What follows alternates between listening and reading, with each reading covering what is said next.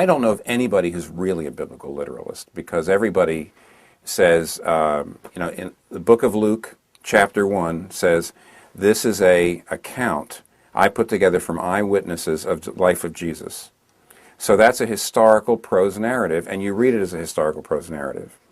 When you get to Psalms, it's strophic in nature. It's got parallelism, so we know it's poetry, and so you read it as poetry. You don't take it literally.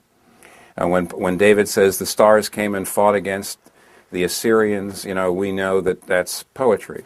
Then there are some places, like Genesis 1, chapter 1, like the book of Ecclesiastes, there's a couple places in the Bible where the genre is not easy to discern, and where people are going to be arguing about whether you take that literally or not. Obviously, Genesis 1 has a big impact on how you understand evolution and so forth. So I would consider myself a person who believes in the full authority of the Bible, and yet, even if you believe that, there's room for debate about what parts of the Bible you take literally and not. Yet when somebody says, are you a Bible literalist, they probably will still think I am a biblical literalist, because I think Jesus actually rose from the dead. And if some people say, well, that makes you a literalist, and I don't think that's what the word literal means, but I'll go with it. For example, though, Genesis 2 and 3, I think, are written, you might say, as historical prose narrative, whereas Genesis 1 is not. So, I would actually, personally, I would say I don't take Genesis 1 literally. I actually do take the talking snake literally. That's why and there's people around me who have the same view of the Bible who would draw the line on the other side of the snake. And there's other people who would draw it all the way at the beginning and say, no, you have to take Genesis 1 literally. So this is all within the fraternity and the sorority, you might say, of people who believe that you have to take the Bible as the full authoritative Word of God. So I do think Bill Maher is missing the spectrum. It's a little bit like, if you say to a person of a particular race, all you people look alike, that's awfully insulting. And for Bill Maher to look at, say, evangelical Christians and say, all you people are literalists, is just as insulting.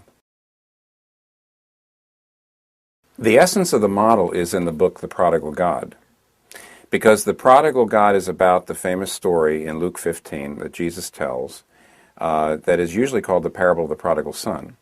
If you read it fully, it's actually about two sons.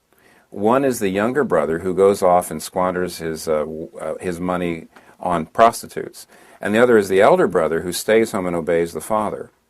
And what I look at that as is the younger brother symbolizing, you might say, the secular person who says, I can live any way I want.